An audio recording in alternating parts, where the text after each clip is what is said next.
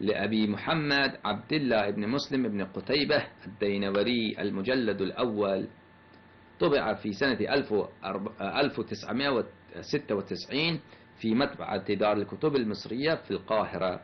ففي هذا الكتاب في مجلد الأول، وهو كتاب السلطان، كتاب السلطان، هذا كتاب السلطان، محل السلطان وسيرته وسياسته. في هذا الكتاب نراجع إلى صفحة 367. بلى عفوا، في أي صفحة كان هذا؟ في هذا الكتاب إلى في صفحة 267. هذا كتاب السعداد، كتاب السعداد أي السيادة، هذا من سيادة عمر أو سيادتهم.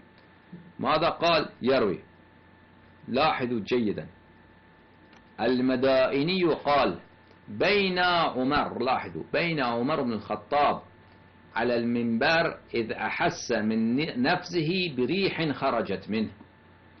إن عمر على المنبر إذ أحس من نفسه بريح خرجت من عمر، فقال: أيها الناس، إني قد ميلت بين أن أخافكم في الله وبين أن أخاف الله فيكم، فكان أن أخاف الله فيكم أحب إلي، ألا وإني قد فسوت.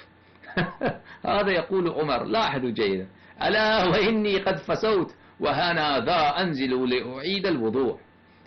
فهذا عمر الخطاب هو الذي يا أيها العمرية الله أذله، مذل الجبارين، إن الله يذل كل جبار، فأظله الله على منبر، وإنه فسى على منبر رسول الله صلى الله عليه وآله وسلم، وهذا رائحة نتنة منه شاع في الجامع في المسجد النبوي صلى الله عليه وآله وسلم، وطبعا يتأذى المسلمون منه.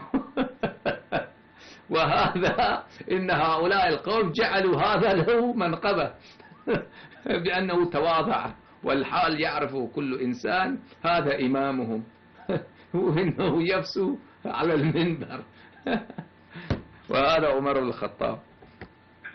خط من المخالفين، تفضلوا. نعم.